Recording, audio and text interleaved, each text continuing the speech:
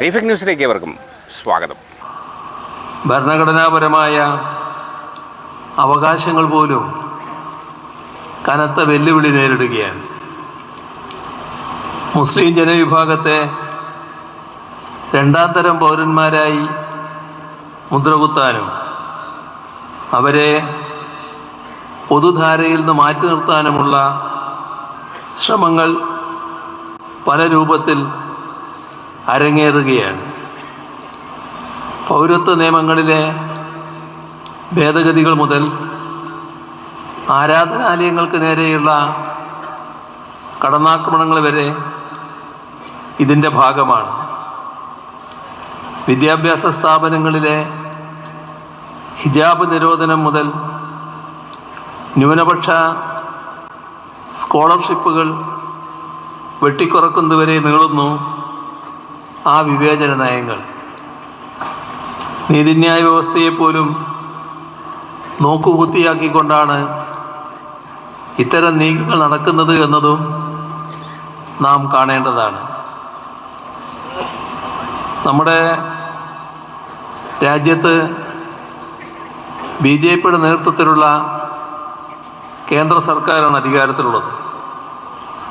കേന്ദ്ര സർക്കാരും ചില ഉത്തരേന്ത്യൻ സംസ്ഥാനങ്ങളിലെ ഭരണ സംവിധാനങ്ങളും മുസ്ലിം ജനവിഭാഗങ്ങളെ ലക്ഷ്യമിട്ട് നടത്തുന്ന ആസൂത്രിതമായ നീക്കങ്ങൾ ആശങ്കാജനകമായവയാണ്.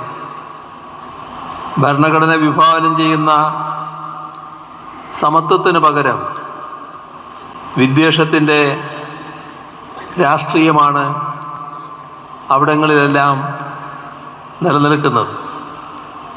ഇഷ്ടവസ്ത്രം ധരിക്കുന്നതിൻ്റെ പേരിലും ഇഷ്ടഭക്ഷണം കഴിക്കുന്നതിൻ്റെ പേരിലും മനുഷ്യർ വേട്ടയാടപ്പെടുകയാണ്.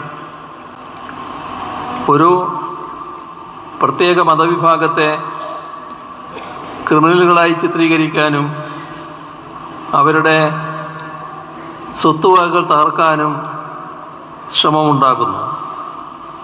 അനധികൃത കയ്യേറ്റങ്ങൾ ഒഴിപ്പിക്കാനെന്ന വ്യാജേന മുസ്ലിം ആരാധനാലയങ്ങളെയും വീടുകളെയും ലക്ഷ്യമിട്ട് ബുൾഡോസറുകൾ നീങ്ങുകയാണ്. വാരാണസിയിലെ ഗ്യാൻവാപി മസ്ജിദ്, മധുരയിലെ ഷാഹി ഈദ്ഗാഹ് തുടങ്ങിയ നൂറ്റാണ്ടുകൾ പഴക്കമുള്ള മസ്ജിദുകൾക്ക് മേൽ അടക്കം ഹിന്ദുത്വ വർഗീയവാദികൾ അവകാശവാദം ഉന്നയിച്ചു കഴിഞ്ഞു. ഒരു സമുദായത്തിൻ്റെ സാംസ്കാരിക ചിഹ്നങ്ങളെയും അസ്തിത്വത്തെയും മായ്ച്ചു കളയാനുള്ള ശ്രമങ്ങൾ എല്ലാ അർത്ഥത്തിലും എതിർക്കപ്പെടേണ്ടവയാണ്. ദർഗകൾ വരെ തകർക്കപ്പെടുന്ന ഘട്ടമായിരിക്കുന്നു. സൂഫി വര്യന്മാരുടെ മക്ബറകൾ വിഭജനകാലത്ത് പോലും ആക്രമിക്കപ്പെട്ടിട്ടില്ല. ഇപ്പോൾ അതും ഉണ്ടാവുന്നു. പതിറ്റാണ്ടുകളായി വീട് വെച്ച് താമസിക്കുന്നവരെ ബുൾഡോസർ കൊണ്ടുവന്ന് ക്രൂരമായി തുടച്ചു നീക്കുന്നു. വഖഫ് സ്വത്തുക്കൾ പിടിച്ചെടുക്കാൻ നടക്കുന്ന ശ്രമങ്ങളെക്കുറിച്ച് പ്രത്യേകം പറയേണ്ടതില്ലല്ലോ. വഖഫ് സ്വത്ത് പിടിക്കാൻ നിയമനിർമ്മാണം നടക്കുന്നു. അതിനെ ഫലപ്രദമായി രാജ്യത്ത് എതിർക്കാൻ ഇടതുപക്ഷം തയ്യാറായി എന്നത് നിങ്ങളുടെ ശ്രദ്ധയിലുണ്ടാകും.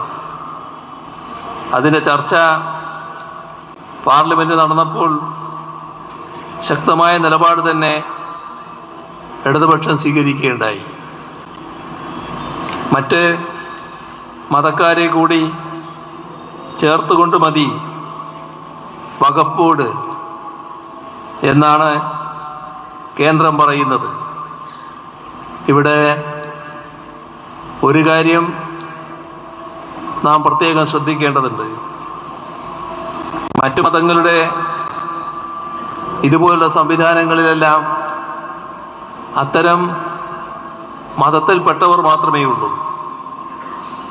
അപ്പോൾ ഇസ്ലാമേതരില്ലാത്ത നിലയിൽ തന്നെ വരുംകാലത്തും വഖഫ് ബോർഡുകൾ പ്രവർത്തിക്കേണ്ടതായിട്ടുണ്ട്. മുസ്ലിം സമുദായത്തിലെ പ്രമുഖ വിഭാഗങ്ങൾ നമ്മുടെ ഇവിടുത്തെ അനുഭവമൊക്കെ എടുത്താൽ സർക്കാർ സമിതികളിൽ ഉണ്ടായിരുന്നില്ല. മാറ്റി നിർത്തിയ ചില ദുരനുഭവങ്ങളുണ്ടായിരുന്നു. എന്നാൽ ആ വിവേചനവും വേർതിരിവും ഇല്ലാതെയാണ് അത്തരത്തിലുള്ള എല്ലാ സമിതികളും കേരളത്തിൽ പ്രവർത്തിക്കുന്നത് എന്ന് കാണാൻ നമുക്ക് കഴിയും. ഹജ്ജ് കമ്മിറ്റി, മൈനോറിറ്റി കമ്മീഷൻ, വഖഫ് ബോർഡ്, ഓർഫനേജ് കൗൺസിൽ ഇവയുടെ എല്ലാം ഘടന നോക്കിയാൽ തന്നെ വ്യത്യാസം വ്യക്തമാവും. കൽപ്പിച്ചുകൂട്ടി ചില വിഭാഗങ്ങളെ മാറ്റി നിർത്തുന്ന രീതി ഇവിടെ ഉണ്ടായിരുന്നു. അതെല്ലാം അവസാനിപ്പിച്ചു. തമ്മിൽ ഭിന്നിപ്പിച്ച് ഛിദ്രീകരിക്കുന്ന ഏർപ്പാടും അവസാനിപ്പിച്ചു. എല്ലാവരെയും ഉൾക്കൊള്ളുന്ന സ്ഥിതി കൊണ്ടുവന്നു. ഏതെല്ലാം തലത്തിലാണ് ദേശീയ തലത്തിൽ വിവേചനമുണ്ടായത് എന്ന് ശ്രദ്ധിച്ചവരായിരിക്കും നിങ്ങൾ. പുതിയ വിശേഷങ്ങളുമായി വീണ്ടും കണ്ടുമുട്ടാം. അതുവരെ എല്ലാവർക്കും നന്ദി, നമസ്കാരം.